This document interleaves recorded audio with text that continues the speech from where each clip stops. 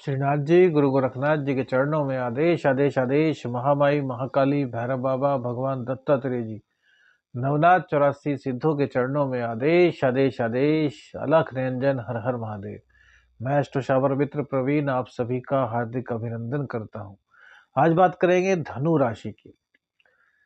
राहु परिवर्तन और केतु परिवर्तन 30 अक्टूबर को दोपहर में हो रहा है, तो यह आपके जीवन में किस प्रकार का निखार लाएगा, आपके जीवन में किस प्रकार की सकारात्मकता को उत्पन्न करेगा, आइए इसी पर विचार करें। धनु राशि, देखिए धनु राशि बहुत ही भाग्यशाली राशि है। क्यों? क्योंकि भैया यह गुरुदेव की राशि है। गुरुदेव देखिए देवताओं के भी गुरु कहा जाते हैं। ज्ञान के भंडार, अतुलित भंडार,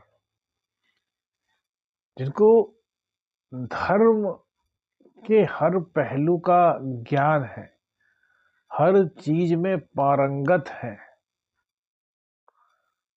और इस राशि के लोग भी बड़े ज्ञानवान होते हैं, पोलाइट होते हैं, उनके अंदर निष्ठा भाव रहता है, कर्मठ होते हैं। और देखिए सबसे बड़ी बात क्या है कि वो अपनी मेहनत पर भरोसा करते हैं। हर चीज को पूरी निष्ठा के साथ पूर्ण करते हैं, कभी भी किसी प्रकार की कोई लापरवाही नहीं करते। चीटिंग किसी के साथ करना इनको पसंद नहीं, और जो इनके साथ चीटिंग करता है उसको भी फिर ये अपने ज्ञान के बल पर ऐसा आंसर देते हैं कि वो जिंदगी भर याद रखता है कि यार कहाँ मैंने गलत हाथ डाल दिया था।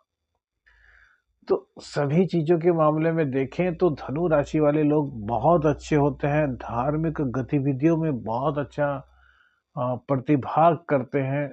आत्मा इनकी पवित्र होती है। आत्मा देखिए सभी की पवित्र होती है, लेकिन हमारे विचारों का प्रभाव कहीं ना कहीं पड़ता है कि आत्मा परमात्मा का अंश है, उसे कोई मिटा नहीं सकता,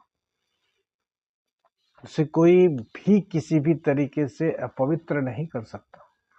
लेकिन हमारे विचार जो है कहीं ना कहीं आत्मा को दुख पहुंचाते हैं यदि हम गलत रास्ते पर चले। तो अब तक जो राहु देव थे वो आपके पंचम भाव में थे और केतु आपके 11वें भाव में थे। तो यहाँ पर राहु ने आपको कई प्रकार की दिक्कतें प्रदान की होंगी। सबसे पहली बात तो बच्चों की शिक्षा में मन नहीं लग पाया होगा। प्रेम संबंधों को भी लेकर के आपको दिक्कतों का सामना करना पड़ा होगा। प्रेम संबंधों में कुछ ना कुछ दुख आपको मिला होगा। आप मजबूर हो गए होंगे कि प्रेम संबंध को इस प्रकार से खत्म हो जाए, या फिर आपके पार्टनर ने खत्म करने जैसी कोई कोशिश की होगी। ज्ञान आप जहां प्राप्त कर रहे थे वहां भी कहीं ना कहीं आपको दिक्कतों का सामना करना पड़ा होगा। राहु देव ने आपको इनकम के मामले में तो बिल्कुल भी असमंजस में नहीं रखा होगा। आपकी इनकम तो इन्होंने बढ़ाई होगी, रिसोर्सेज आपके अर्निंग के इन्होंने बढ़ाए होंगे। वहीं केतु देव ने कहीं ना कहीं कुछ बिछोह भी आपके अंदर पैदा किया होगा। लोगों को समझने की एक अनोखी टेक्निक आपको दी होगी। अब तक आप सब पर विश्वास करते थे, लेकिन अब आप समझने लगे होंगे कि किस प्रकार के लोग हैं, किस प्रकार से विश्वास किया जा सकता है। जल्दी से विश्वास आप नहीं करेंगे, क्योंकि राहु ने पिछले 18 महीनों में आपको काफी कुछ सबक सिखाए हैं। आपके जीवन के उन अनसुलझे पहलुओं को राहु देवता ने आपसे टच कराया है, जिनके बारे में आप सोच भी नहीं सकते थे। अब देखिए राहु देवता आपके चतुर्थ स्थान में आएंगे और केतु देवता आपके दशम भाव में आ जाएंगे। तो यहाँ पर क्या परिस्थितियां बनेंगी राहु और केतु की, आइए इसी पर नजर डालते हैं और फिर एक महा उपाय आपको बताएंगे। यदि आप वो करते हैं तो राहु और केतु को लेकर के यदि कोई जीवन में आपको नकारात्मकता दिखती है तो वह भी समाप्त होगी। चतुर्थ स्थान में राहु देव आकर के आपके व्यक्तित्व में कहीं ना कहीं साम दाम दंड भेद की स्थिति उत्पन्न करेंगे। अपना काम किस प्रकार से निकालना है यह आप भली भांति समझ चुके हैं, और अब आप बहुत ज्यादा उसको इम्प्लीमेंट भी करने वाले हैं। चतुर्थ भाव में राहु देवता बैठते हैं तो ऐसे में घर का सुख कम करा देते हैं। व्यक्ति घर का सुख नहीं ले पाता, घर में कहीं ना कहीं कलह का वातावरण राहु देवता की वजह से उत्पन्न होता है। अब ये जो है मीन राशि में आए हैं, गुरुदेव की राशि में आए हैं, और गुरुदेव अभी जून 2024 तक पंचम भाव में ही रहने वाले हैं, आपके पंचम भाव में। तो यहाँ आपको ये पूरी तरीके से सपोर्ट करेंगे। आपके प्रेम संबंधों में जो दिक्कत आई थी वो समाप्त होगी, आपके ज्ञान को गेट करने में कोई दिक्कत आ रही थी वो समाप्त होगी। विद्यार्थियों के लिए बहुत अच्छा गोचर रहने वाला है। मन में किसी प्रकार का कोई भटकाव था, वो भटकाव आपका समाप्त होगा, अर्थात जो पांचवें भाव से लेकर जो भी दिक्कतें थी वो समाप्त होंगी। लेकिन घर में कहीं ना कहीं कलह का माहौल आपके उत्पन्न होगा। अपनी माँ की पूर्ण रूप से सेवा कीजिए, माता जी के स्वास्थ्य का ध्यान रखिए। माता जी से कहीं ना कहीं मतभेद की स्थिति उत्पन्न हो सकती है, तो ऐसा होने मत दीजिए। पंचम में बृहस्पति रहेंगे तो आपकी बुद्धि को विलक्षण बनाएंगे, और जब आदमी को पता होता है कि क्या सही है क्या गलत है, तो उसको सही निर्णय को चुनना चाहिए। और जबकि आपको पता चल गया है कि ऐसा हो सकता है, फिर भी आप सही निर्णय को नहीं पहचानते, तो फिर इसमें गलती आपकी कही जाएगी, दोष आपका ही माना जाएगा। तो आपको इस बात को समझना है, आपको दिग्भ्रमित नहीं होना। जो सही है उसको सही कहिए, जो गलत है उसको गलत मानिए। राजनीति में आपके लिए ये बहुत अच्छा रहने वाला है। राजनीति का बादशाह आपको बना देगा यदि आप राजनीति में हैं। किसी भी तरह की आप पॉलिटिक्स करते हैं तो पॉलिटिक्स में आप शहंशाह की तरह बनकर के उभरोगे। कोई भी आपका पता नहीं लगा पाएगा कि आप किस वक्त कौन सा पासा चल रहे हो। हर तरीके से राहु देवता आपको बहुत ज़्यादा एक पॉलिटिक्स का ज्ञान पैदा करेंगे। देखिए कितना अच्छा लाभ आपको यहाँ पर राहु देवता प्रदान कर रहे हैं। राहु देवता फर्श से अर्श पर और अर्श से फर्श पर पहुंचाने में माहिर है, और यहाँ आपको ये फर्श से अर्श पर ले जाने के लिए पूर्ण रूप से अग्रसर है। राजनीति में जहां आपका दबदबा बनाएंगे, वहीं अचानक से आपके बिजनेस का स्टार्ट होना, अचानक से आपकी आमदनी होना, अचानक से आपके जीवन में किसी बिजनेस पार्टनर का मिल जाना, इस तरह की आपके साथ बहुत अच्छी चीजें होंगी। क्योंकि राहु जब अपनी कन्या राशि पर नजर डालेंगे तो कन्या राशि को अपनी राशि मानते हैं, और कन्या राशि पर इनकी दृष्टि बहुत अच्छी मानी जाती है।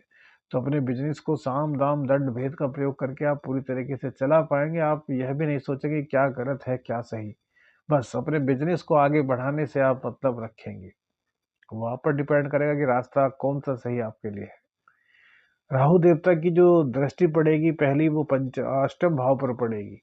तो यहाँ पर ज्ञान विज्ञान के आपके जो बद्ध ताले हैं उनको खोल देंगे। जैसे आध्यात्म से आप जुड़ेंगे, आध्यात्मिक गतिविधियों को आप पहचानेंगे, तंत्र मंत्र यंत्र साधनाएं, इनमें आपका इंटरेस्ट बढ़ेगा। इनसे आपको रूबरू कराएंगे। आपकी